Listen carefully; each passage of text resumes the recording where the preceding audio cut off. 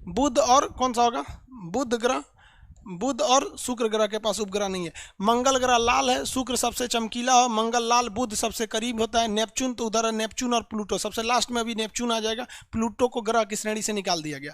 अगला क्वेश्चन कह रहा है किस दिन पृथ्वी और सूर्य के बीच किस दिन पृथ्वी सूर्य के सबसे नजदीक आ जाती है। तो किस दिन आ जाएगी भाई सबसे नजदीक। देखिए ये सन है, हम यहाँ बना देते हैं, ये सन है, इसमें दो कंडीशन होता है, एक दिन करीब आ जाती है, कभी ये दूर चली जाती है। अर्थ कभी करीब आ जाएगा, कभी दूर चला जाएगा। इसको याद रख लीजिए अच्छे से, ये क्वेश्चन अक्सर पूछेगा आपसे। ये अर्थ है यहाँ बना दिए, ब्लू कलर की अर्थ है, ये सबसे दूर चला गया, ये सबसे करीब चला गया, ये करीब हो गया, ये दूर हो गया। यही पूछ रहा है सबसे ज़्यादा दूर और सबसे ज़्यादा करीब कब होता है। दूर जो होता है सबसे करीब आ जाता है सूर्य, ये जनवरी में 3 जनवरी को, 3 जनवरी को। लेकिन 3 जनवरी को तो भैया ठंड पड़ता है, 3 जनवरी को क्या पड़ता है, ठंड पड़ता है। देखिए यहाँ पर इस घटना को कहते हैं, दूरी घट गई उपसौर, इसे क्या कहेंगे, उपसौर, इसे क्या कहेंगे, उपसौर, एपीहेलियन, इसे उपसौर या एपीहेलियन कहते हैं। और ये 4 जुलाई होता है, इसे कहते हैं अपसौर। ये इसमें क्या पड़ेगा, गर्मी पड़ेगा, जबकि पड़ना चाहिए ठंड, इसे कहते हैं अपसौर, अपसौर। याद कैसे रखिएगा, देखिए अप का मतलब होता है बढ़ जाना, सौर मतलब सूरज, सूरज से दूरी बढ़ जाना अपसौर, और उप मतलब होता है घट जाना। जैसे राष्ट्रपति को घटाएंगे तो उपराष्ट्रपति, तो घट जाएगा तो उपराष्ट्रपति।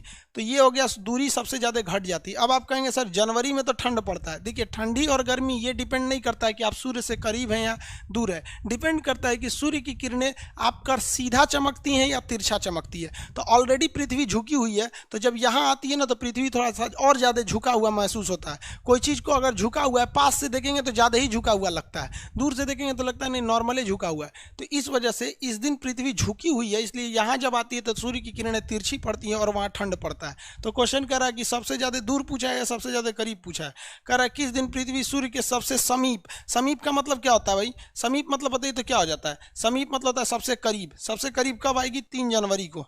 कब आ जाएगी, 3 जनवरी को। 3 जनवरी को क्या हो जाता है, उपसौर हो जाता है, इस दिन वह सबसे करीब आ जाती है। अगला क्वेश्चन बताइए, सूर्य के बाद पृथ्वी का सबसे नजदीकतम तारा कौन होता है, प्रॉक्सिमा सेंचुरी। प्रॉक्सिमा सेंचुरी है सूर्य का, हमसे सबसे नजदीकी तारा सूर्य है, और सूर्य के बाद जो है वो प्रॉक्सिमा सेंचुरी होता है। अगला कह रहा है कि समुद्र में ज्वार भाटा यानी टाइड एंड ईव क्यों उत्पन्न होते हैं। तो ज्वार भाटा उत्पन्न करने के लिए पृथ्वी पर चंद्रमा और सूर्य दोनों का क्या होना चाहिए, गुरुत्वाकर्षण लगता है दोनों का, इस वजह से ज्वार भाटा उत्पन्न होता है। ज्वार भाटा कैसे होता है, पानी के लेवल का उठ जाना और फिर वापस जाना, इसे क्या कहते हैं, ज्वार भाटा। ऐसे उठ गया इसे कहते हैं ज्वार, वापस जा रहा है भाटा। इसमें सबसे ज़्यादा भूमिका निभाता है चंद्रमा का गुरुत्वाकर्षण। सबसे ज़्यादा जरूरी रोल कौन निभा देता है इसमें, चंद्रमा का जो गुरुत्वाकर्षण है उसका रोल सबसे ज़्यादा होता है। समझ में आ गया कि नहीं आ गया, किसी को कोई दिक्कत है, चंद्रमा का। लेकिन यूपीएससी में क्वेश्चन पूछा था तो उसमें अलग आंसर दिया था। यूपीएससी के क्वेश्चन में अलग था कि पृथ्वी ज्वार भाटा के उत्पन्न करने में किसका सबसे ज़्यादा योगदान होता है। तो सीक्वेंस में था, सबसे पहले था चंद्रमा, उसके बाद था पृथ्वी का अपकेंद्र बल, और उसके बाद सबसे लास्ट में था सूर्य का गुरुत्वाकर्षण।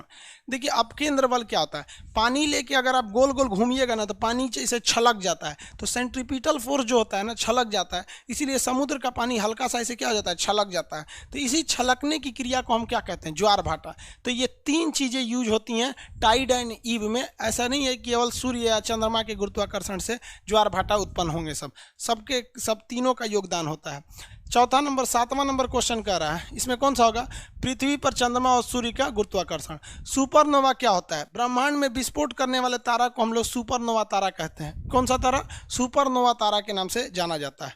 अगला देखिए, कह रहा है कि सौर मंडल का सबसे गर्म ग्रह कौन सा आता है। शुक्र यानी वीनस सबसे गर्म है क्योंकि इस पर कार्बन डाइऑक्साइड की मात्रा ज़्यादा है। हालांकि इससे भी करीब कौन सा है, आपका बुध ग्रह होता है। तो इसमें कौन सा होगा, विस्फोटक तारा हो जाता है, अभिनव तारा इसी को बोला जाता है। सुपरनोवा को क्या कहा जाता है, अभिनव तारा, अभिनव तारा। सुपरनोवा को क्या कहेंगे, अभिनव तारा। देखिए क्या है अभिनव तारा, कोई भी तारा जो होता है ना वो बनने से पहले ना निहारिका का रूप लेता है, वो नेबुला रूप होता है। निहारिका तारा बनने से पहले क्या होता है, निहारिका। जब इसमें आग पकड़ लेता है तो ये बन जाता है तारा। तारे के अंदर का जब ईंधन यानी फ्यूल खत्म हो जाता है तो ये बन जाता है लाल दानव।